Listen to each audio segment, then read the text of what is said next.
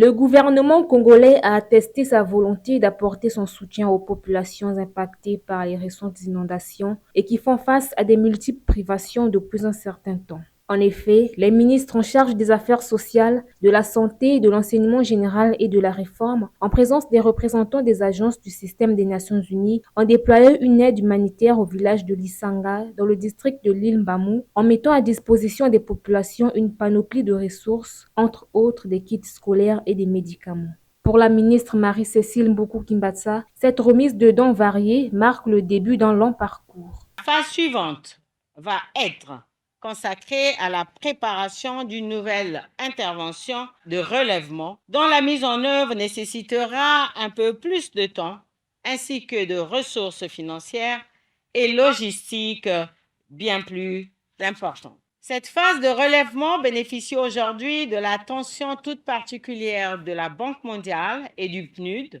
institutions avec lesquelles le gouvernement de la République est en discussion pour convenir d'un plan de relèvement post-inondation qui va être lancé dans les tout prochains jours par une mission d'évaluation post-catastrophe. Cette action humanitaire a fait regagner de l'espoir aux populations de l'île et celles des régions environnantes aspirant à une vie rapide normale. Aujourd'hui, nous sommes dans la joie parce que le gouvernement a pensé à nous. Nous avons des matériels, nous avons de l'huile et puis des kits scolaires. C'est vraiment un retour à la vie parce que la population s'est réjouie de ce que nous avons reçu aujourd'hui. On a pensé presque à toutes choses, hein. La santé, la nourriture, il faut le dire, tous les objets qu'on a donnés, vraiment, c'est important pour nous. Les 9 départements touchés par les catastrophes naturelles bénéficieront de cette intervention, comme il a été le cas pour Talangaï et Madibou à Brazzaville, ainsi qu'au Poul.